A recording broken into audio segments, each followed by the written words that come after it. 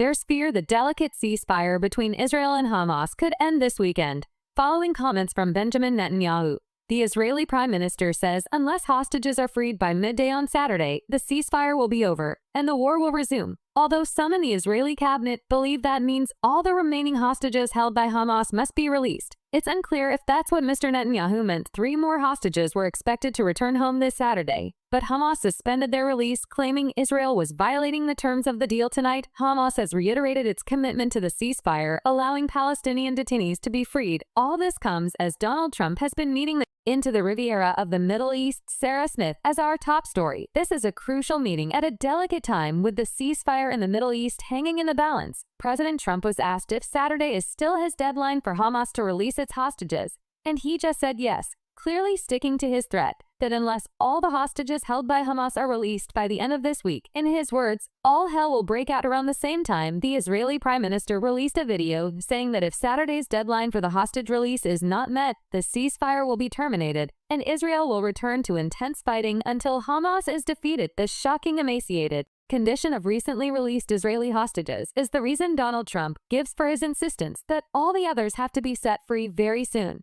And there was an uproar when they saw the people from yesterday. So these people are I don't want to do 2. And then we do another 2 in another week. And then we do 4 in 3 weeks now. Now they either have them out by Saturday at 12 o'clock or all bets are CBS in the Oval Office with the King of Jordan. The big issue on the table is Gaza and President Trump's highly controversial plan for the U.S. to take it over, claim ownership of it, and then rebuild.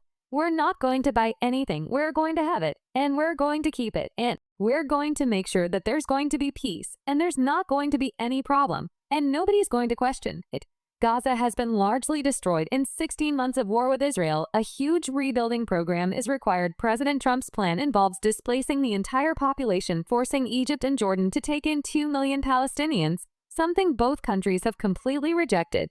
But King Abdullah appears prepared to discuss what might be possible. How to make this work in a way that is good for everybody. Obviously, we have to look at the best interests of the United States, of the people in the region, especially to my people of Jordan. There are already more than 2 could destabilize the whole country, as well as fundamentally undermining the prospect of an eventual Palestinian state.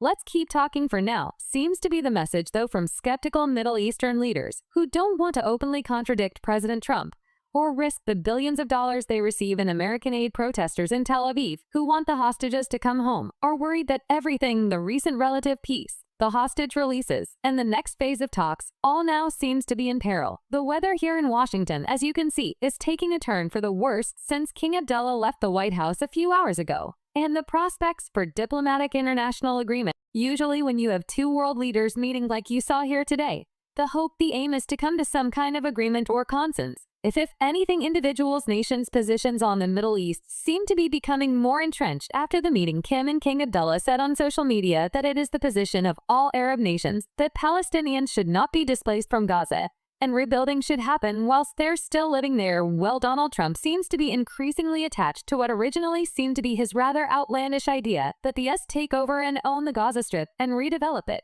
And then you have both President Trump and the Israeli Prime Minister Benjamin Netanyahu doubling down on released by noon on Saturday, or the entire ceasefire deal could be finished. All right, Sarah. Thank you for that, Sarah Smith. They're alive at the White House. So what's in the all-important ceasefire deal? Well, it consists of 3 stages, with stage 1 still ongoing, lasting 42 days, in which Hamas will release 33 hostages, while Israel will release around 1,900 Palestinian prisoners and detainees. Israeli forces will leave populated areas in Gaza and allow displaced Palestinians to return to their homes. Hundreds of Alays will also be allowed into Gaza every day. Well, we'll be talking to Le Duet in a moment for her take on the future of the deal. Palestinian territories for the ceasefire deal to continue, because it's brought tangible benefits for both sides, hostages and Palestinian prisoners released from captivity. But an Israeli government minister, Miri Yarvi, said tonight that it expects all of the hostages to be released, 76 of them by Saturday, as outlined by Donald Trump. The Israeli Prime Minister Benjamin Netanyahu has perhaps been deliberately vague, not referring to figures, but as we've heard, saying that Israel wants its hostages released by Saturday or the ceasefire ends and the war resumes. But it's inconceivable to many that if Hamas were to present a list of 3 or 4 named hostages by the end of the week, people it intends to release, that Netanyahu would turn around and say no, that's not enough, the war will resume. And it will convince many people, if he does that he is really what he does want to restart the war in Gaza, because he does not believe that Hamas is fully defeated. We should know more by the end of the week, but these are dangerous times indeed. We thank you for that. We're in Jerusalem. Let's talk to who's with me. This deal is hanging by a thread. Well, it's still holding. And I think people will hold on to that.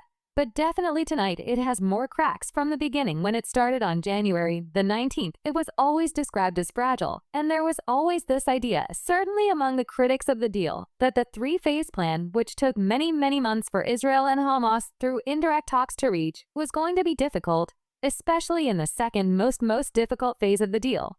But the first phase, which you outlined briefly, was going surprisingly well, and it was clear that it was. And it was clear that it was pressure from President Trump, even before he went into the White House, that pressure helped put that deal over the line.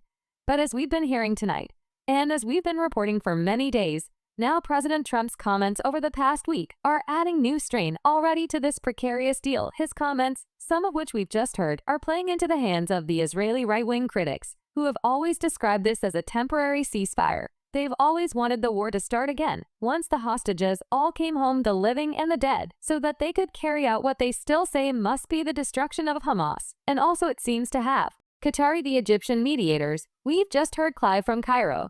The Egyptians have come up with a new proposal. They say Gaza can be rebuilt, that they have a plan which Arab states agree to without moving the Palestinians. So I'm sure day by day there will be new ideas, including from President Trump himself. But tonight it's holding, and that is, people are holding on to that hope. Indeed. All right, Lee. Thank you, Ledoux, said our chief international correspondent there.